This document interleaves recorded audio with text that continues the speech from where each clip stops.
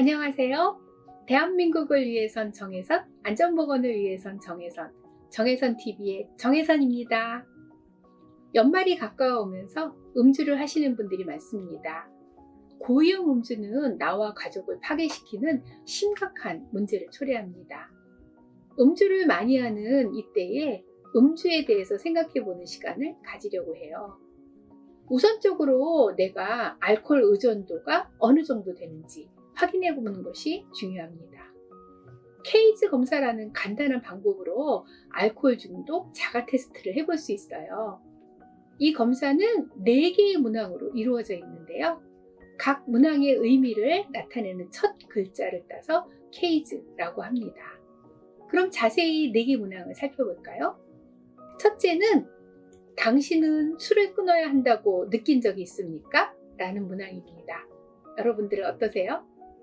둘째는 당신의 음주에 대해 다른 사람으로부터 비평을 받은 적이 있습니까? 라는 문항이고요.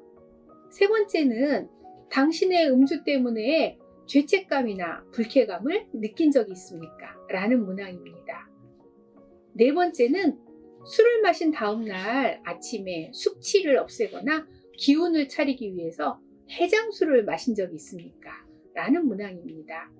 이것은 차례대로 컷다운, 어너이드, 길티, 아이 오프너 이렇게 해서 이 4개 항목의 핵심 단어의 앞자를 따서 케이즈 이렇게 얘기를 합니다.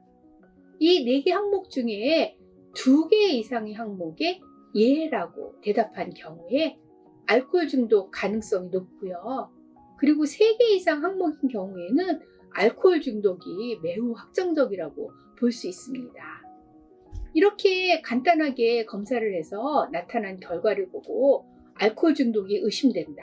그러면 정확한 검사를 받아야 하겠지만 알코올 중독이 내 개인의 기호의 문제가 아니라 뇌의 질병임을 인식을 해서 관리하는 것이 중요합니다. 알코올 중독은 서서히 진행하면서 심각한 단계로 나아가는데요. 초기에는요, 해장감을 위해서 매일 술을 마시는 것입니다.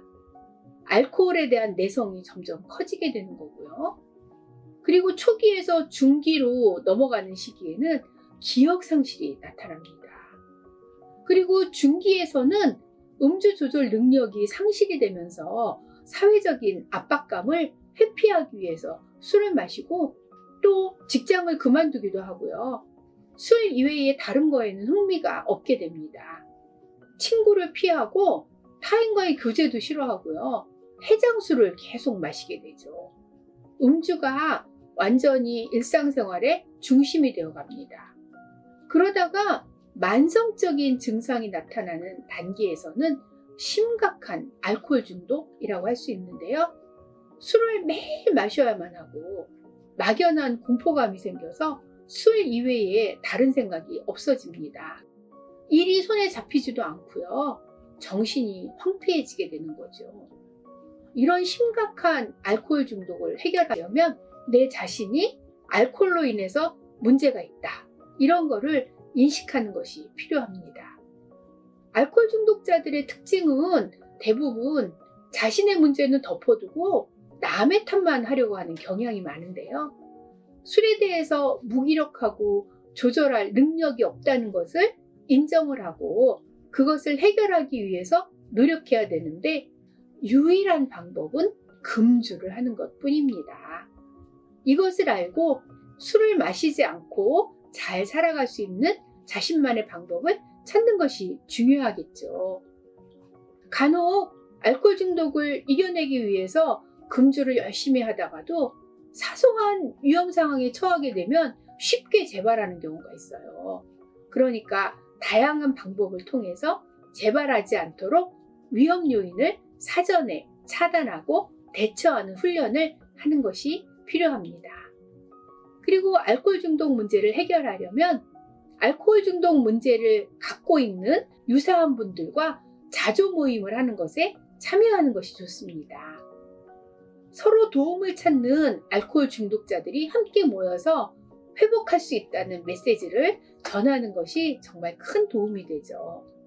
혼자 해결할 수 있다 이렇게 생각하지 않고 서로에 대해서 격려해주고 조언해주고 그리고 건강하게 금주할 수 있도록 하는 것이 필요합니다. 전국적으로 이런 모임이 많이 있거든요. 이런 모임에 참여해서 같이 하는 것이 좋겠습니다. 그리고 심한 경우에는 약물 치료를 해야 돼요.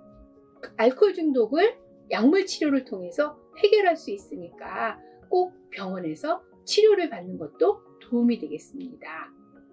음주 문제에 대해서 우리 모두 관심을 갖고 건강한 연말을 보내시기 바라겠습니다. 감사합니다.